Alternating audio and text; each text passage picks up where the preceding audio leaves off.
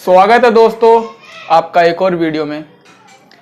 हमने ये जान लिया था कैसे 5 लीडर्स ने नेहरू, ख्वामे, सुकार्नो, नासिर, टीटो, इन 5 लीडर ने नेम बनाया और महाशक्तियों को चैलेंज दिया कि हम आपके साथ नहीं जाएंगे, हम एक नया तीसरा विश्व बनाएंगे। लेकिन उसके बाद जब 1961 में इन्होंने बनाया तो सिर्फ उस समय ज़रूरत थी एक नॉन अलाइंड होने की, किसी के साथ ना जाने की।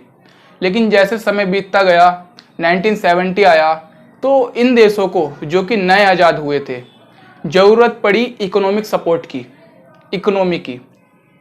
नेम तो कर नहीं पाता ये सारी चीज़ें, तो एक इकोनॉमी के लिए, पैसों के लिए मेनली एक अलग ऑर्गेनाइजेशन बनाई गई। एक्चुअली 1964 में एक गेट करके एग्रीमेंट था, general agreement on traffic and trade. ये वर्ल्ड ट्रेड ऑर्गेनाइजेशन का एक हिस्सा था पुराना। तो इसे पिछाड़कर आगे 1972 में UNCTAD United nation conference on trade and development ने एक नीति तय करी। उसमें एक पॉलिसी दी गई towards a new international policy for development 1972 में। उसमें इस पॉलिसी को 1 मई 1974 यूएन की जनरल असेंबली में डिक्लेयर किया गया और एक्सेप्ट किया गया। और 1974 के बाद ही NIEO new international economic order बना दिया गया। इसमें मेनली 4 ऑब्जेक्टिव कहे गए।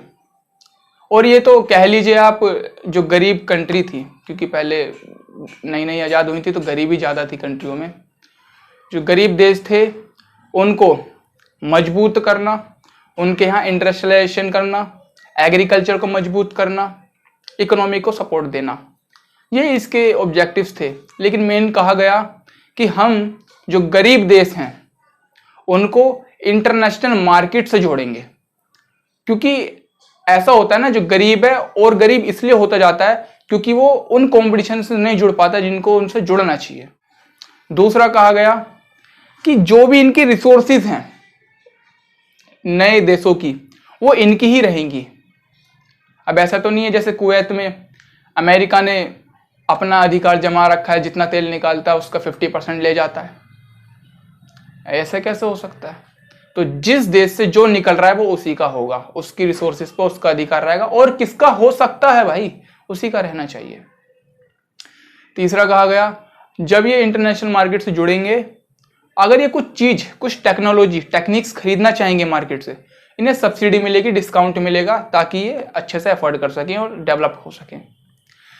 चौथे में कहा गया, जब ये देश इस चीज से जुड़ जाएंगे तो इन्हें हम एक इंटरनेशनल ऑर्गेनाइजेशंस जो होती हैं, UN हो गई, वर्ल्ड ट्रेड हो गया 1995 में बना था, बड़ी बड़ी ऑर्गेनाइजेशन हो गई, उनमें इनका स्टैंड लिया जाएगा, इन्हें एक विशेष मौका दिया जाएगा। क्योंकि मौके की ही एक कमी होती है। अगर हम गरीबों को मौका मिल जाए तो हम छलांग बहुत लंबी लगाते हैं, मौके की बात है। तो 1974 में ये न्यू बनाया गया इकोनॉमिक मजबूती देने के लिए, सपोर्ट करने के लिए। लेकिन जैसा समय बीतता गया, समय का चक्कर बीतता गया, 1980s आई, ये टिक नहीं पाया। क्यों? क्योंकि जो अमीर देश होते हैं ना, वो एक सुर में बोलते हैं, एक चीज कहते हैं, भाई अमीरों को सब्सिडी नहीं मिल रही, अमीरों को कोई फायदा नहीं हो रहा, वो क्यों इनके साथ रहेंगे। अमीरों ने इनका विरोध करा।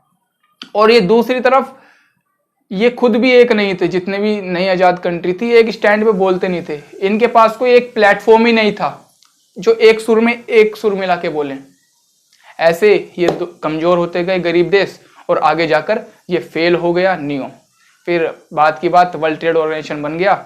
ऐसे ये हमने पढ़ लिया NIEO, इससे ज़्यादा और जानकारी हमारे लिए वो भी नहीं है, इतना ही हमें इसके बारे में जानना था। अब हम आगे पढ़ेंगे कि कोल्ड वॉर में हर जगह तो आइडियोलॉजी की कॉन्फ्लिक्ट थी ही, लेकिन कोई ऐसे जगह भी थी कि जहां पर डायरेक्ट कन्फ्रंटेशन हो गया था, लड़ाई भी हो गई थी। बड़े पैमाने पर नहीं, लेकिन छोटे पैमाने पे कुछ हजार डेथें जरूर हुई थी। जब तक के लिए बने रहिए दोस्तों, बहुत इंटरेस्टिंग चैप्टर चल रहा है और बस खत्म ही होने वाला है। जब तक के लिए बने रहिए। जय हिंद।